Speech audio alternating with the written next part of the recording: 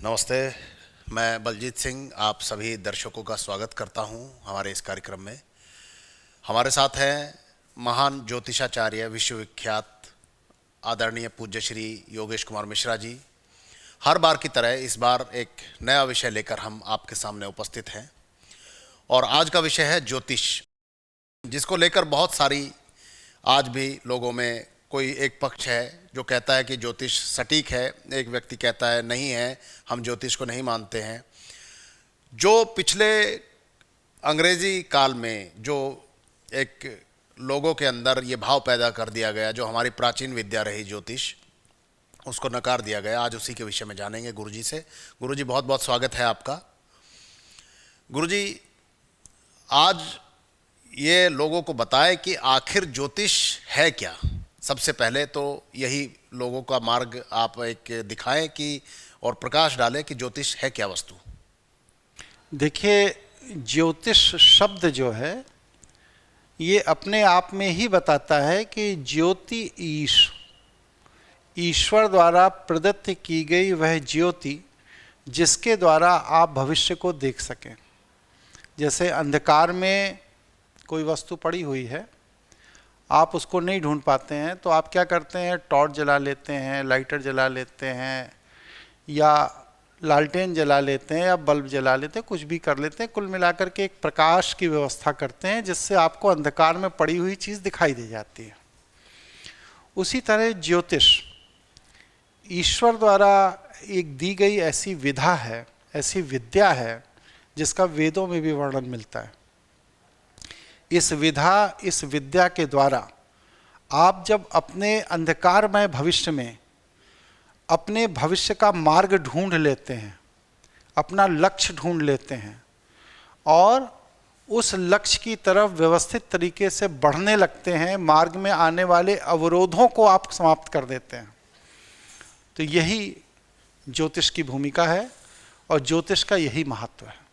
आपने ज्योतिष के बारे में जो बताया वो बहुत अच्छा है और हमारे लोगों ने जाना कि ज्योतिष का वास्तविक अर्थ क्या होता है। लेकिन ज्योतिष में गुरुजी सबसे महत्वपूर्ण स्थान ग्रहों का होता है और जैसा सब जानते हैं कि 9 ग्रह हैं, तो हर व्यक्ति पर एक साथ बहुत सारे बच्चे जन्म लेते हैं पूरे विश्व में, और हम भारतवर्ष की बात करें तो बहुत सारे बच्चे जन्म लेते हैं। तो हर व्यक्ति पर ग्रह का अलग अलग प्रभाव कैसे पड़ता है, ये हम आपसे जानना चाहेंगे।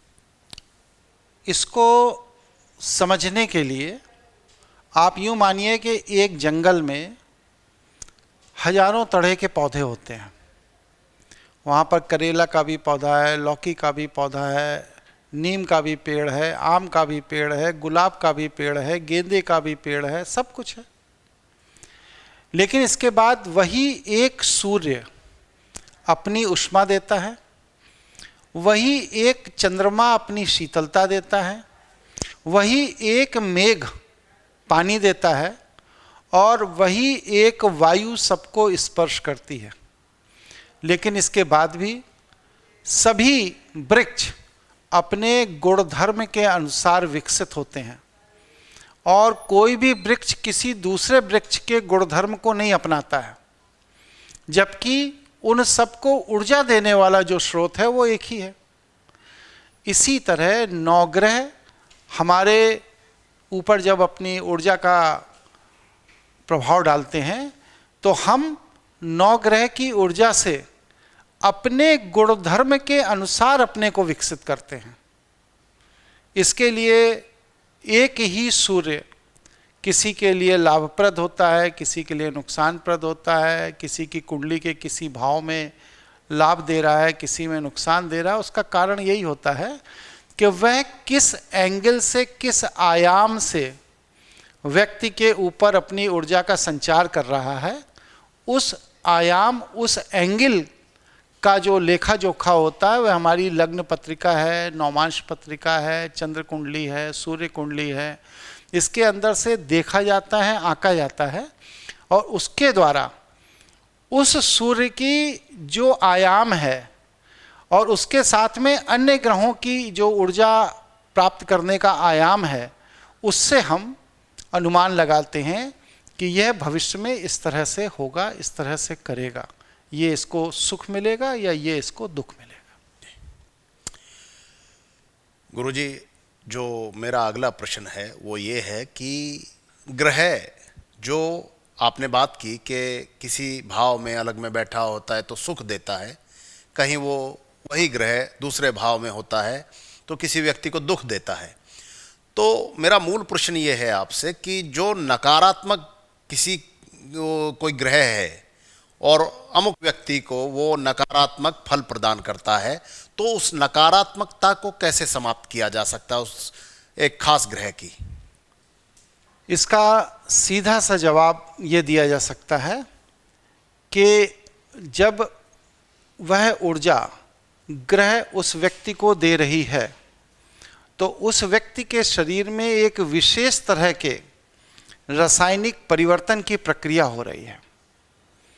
उस रासायनिक परिवर्तन की प्रक्रिया को हम तंत्र द्वारा, मंत्र द्वारा, अनुष्ठान द्वारा, भोजन आहार द्वारा, वस्त्र द्वारा या परिवेश द्वारा बदल दें तो उस तरह के परिणाम प्राप्त नहीं होंगे जैसे परिणाम सामान्य परिस्थिति में प्राप्त हो रहे हैं। जैसे कि एक उदाहरण मैं देता हूँ कि मैदानी क्षेत्र में मई जून में लू चलती है और किसी भी व्यक्ति को लू से बड़ी दिक्कत है, परेशानी है, तो उस व्यक्ति को मैदानी क्षेत्र से मई जून में अगर हम पहाड़ी क्षेत्र में स्थानांतरित कर दें तो ऊष्मा के जो नकारात्मक पहलू हैं वो उसके अंदर प्रकट नहीं होंगे, क्योंकि हमने उसी सूर्य जो मैदानी क्षेत्र में है वही सूर्य जो पहाड़ी क्षेत्र में है उसमें स्थान परिवर्तन द्वारा उसके आयाम को परिवर्तित कर दिया और उसके दुखद परिणामों का शमन कर दिया। ये इसका सीधा सा तरीका है। गुरुजी, एक अंतिम प्रश्न जिसकी बहुत समाज में चर्चा होती है और मैंने हमेशा दो धड़े समाज में देखे हैं। एक पक्ष कहता है कि ज्योतिष ठीक है, वो अपने अनुभव की बात है, और एक अनुभवहीन व्यक्ति जिसने, मैं अनुभवहीन इसलिए कह रहा हूँ, क्षमा करिएगा, कि जिसने उसकी सार्थकता को जाना नहीं या वो व्यक्ति कभी पीड़ा से नहीं गुजरा। मूल प्रश्न ये है कि ज्योतिष की जो बात जब हम करते हैं तो ज्योतिष की प्रामाणिकता क्या है? ज्योतिष की प्रामाणिकता व्यक्ति का अनुभव है। जिन लोगों ने, मुझे आज तक कोई भी एक व्यक्ति भी ऐसा नहीं मिला जो किसी बड़े जिम्मेदार पद पर हो, जैसे कि हाई कोर्ट जज हुआ हो, मुख्यमंत्री हुआ हो, प्रधानमंत्री हुआ हो, या बड़ा व्यवसायी हो, या बड़ा अधिवक्ता हो, बड़ा साइंटिस्ट हो, मतलब कि जो एक सामान्य स्तर से ऊपर उठ गया हो, ऐसा मुझे आज तक कोई एक भी व्यक्ति ऐसा नहीं मिला जो ज्योतिष को न मानता हो या जिसने ज्योतिष के सकारात्मक या नकारात्मक परिणामों का जीवन में अनुभव न किया हो। यह जो ज्योतिष को नहीं मानने वाले हैं, इसमें तीन तरह के लोग हैं। पहले वो लोग हैं जो समाज को तो कहते हैं मैं ज्योतिष को नहीं मानता, लेकिन अंदर अंदर उनके पंडित, पुरोहित, अनुष्ठान सब फिक्स होते हैं और वो अपने समय समय पर वो सेवाएं लेते रहते हैं। दूसरे वो लोग हैं जो अज्ञानी हैं, जिन्हें ज्योतिष विधा का ना ज्ञान है, ना उन्होंने अध्ययन किया है और ना ही वह लोग इस विधा के विषय में कोई जानकारी प्राप्त करने के लिए उत्सुक हैं। ऐसे मूर्ख लोग ज्योतिष को नहीं मानते। तीसरा श्रेणी जो है वो दुविधा वाली है कि जब उन्हें ज़रूरत पड़ती है तो वो ज्योतिष को मानने लगते हैं और जब उनकी ज़रूरत निकल जाती है तो वह ज्योतिष का विरोध करने लगते हैं। ऐसे जो मूर्ख लोग हैं उन लोगों के लिए एक लाइन में मेरा सुझाव है कि आप या तो ज्योतिष को सिरे से स्वीकार कर लीजिए या सिरे से अस्वीकार कर दीजिए। इसमें आप स्वयं भी भ्रमित हों और समाज को भी भ्रमित करें। यह सामाजिक पहलू से समाज के हित में नहीं है, ये मेरा मत है। एक प्रश्न और मन में उमड़ रहा है, तो मैं आपसे जानना चाहूँगा अपने दर्शकों के लिए, मैं तो केवल माध्यम हूँ, कि भविष्य में जो भविष्य का स्वरूप बन रहा है, या भविष्य की सदैव से व्यक्ति को तीव्र उत्कंठा रहती है कि भविष्य में क्या होने वाला है, तो ज्योतिष उस भविष्य में झांकने का एक माध्यम है। तो भविष्य में मेरा प्रश्न है कि भविष्य में ज्योतिष की क्या उपयोगिता होगी आपके हिसाब से? ज्योतिष की उपयोगिता पर यदि बात की जाए तो आने वाले युग में ज्योतिष मुख्य विधा के रूप में जानी जाएगी। उसका कारण है कि जब समाज में हर आयाम पर भ्रम हो जाए और हर व्यक्ति सही और गलत के मध्य निर्णय करने में असमर्थ हो जाए, तो उस स्थिति में व्यक्ति के पास एक ज्योतिष विधा ही एक ऐसा विकल्प है जिसके द्वारा वह सत्य के करीब जा सकता है, सत्य को जान सकता है। आप देखिएगा, बहुत ज़्यादा नहीं, अगले 15 से 20 साल के अंदर ही मैं बता रहा हूँ, ज्योतिष का मेडिकल साइंस में बहुत बड़ा उपयोग शुरू होने वाला है। बल्कि मेडिकल साइंस में ज्योतिष पढ़ाई जाएगी। अंतरिक्ष विज्ञान में ज्योतिष की बहुत बड़ी भूमिका है। बहुत जल्द ही, जैसे नासा ने संस्कृत कंपलसरी कर दिया, वैदिक नॉलेज कंपलसरी कर दिया, उसी तरह ज्योतिष भी कंपलसरी हो जाएगा। मेडिकल और अंतरिक्ष की तरह पुलिस की तहकीकात करने में ज्योतिष की बहुत बड़ी भूमिका होगी। आप देखिएगा बहुत जल्द इसका एक स्वरूप बन के आएगा।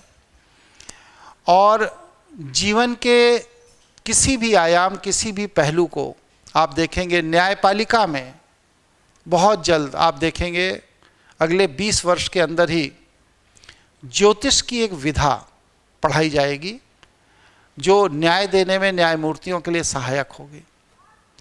तो जीवन के जितने महत्वपूर्ण आयाम हैं, उन सभी आयामों में ज्योतिष, जैसे आज से 500 साल पहले, 700 साल पहले महत्वपूर्ण भूमिका अदा करता रहा है, जो कि मुगल काल और अंग्रेज़ों के शासनकाल के कारण थोड़ा पिछड़ गया और आधुनिक विज्ञान ने अपने व्यावसायिक दृष्टिकोण को ध्यान में रखते हुए इसको सामान्य शिक्षा से अलग कर दिया। लेकिन वो दौर अब खत्म हो रहा है, लोगों में जागरूकता बढ़ रही है, टेक्नोलॉजी लोगों की सहायक हो रही है। और आप देखिएगा बस सिर्फ 15 से 20 साल के अंदर ज्योतिष के स्पेशल विश्वविद्यालय होंगे, स्पेशल शोध छात्र होंगे, उसके स्पेशल विशेष आचार्य होंगे और वह जीवन के हर महत्वपूर्ण पहलू पर अध्ययन करेंगे और लोगों को प्रशिक्षित करेंगे कि अपने जीवन के हर पहलू को संभालने में ज्योतिष उनकी किस तरह भूमिका अदा करता है, जिस तरह सहायक होता है। यह बहुत जल्द ही पूरे विश्व में होने जा रहा है और विश्व के कई देशों में आपको सुनकर ताज्जुब होगा कि संस्कृत, वेद, श्रीमद् भगवत गीता और ज्योतिष को अनिवार्य विषय के रूप में पढ़ाया जाना शुरू हो गया है। और हम भी, क्योंकि विदेशों की नकल करके ही अपने यहाँ सुधार करते हैं पाठ्यक्रमों में, इसलिए जब पूरी दुनिया में इसका महत्व माना जाने लगेगा तो धीरे धीरे हमारे देश में भी ये सब होगा। और निश्चित रूप से अगले 20 वर्ष के अंदर ज्योतिष का बहुत बड़ा फ्यूचर है, बहुत बड़ी सफलता का आयाम है और पूरा विश्व भारत के इस वैदिक ज्योतिष कला की ओर अग्रसर होगा और पुनः आकर्षित होगा, ऐसा मेरा विश्वास है। नमस्कार।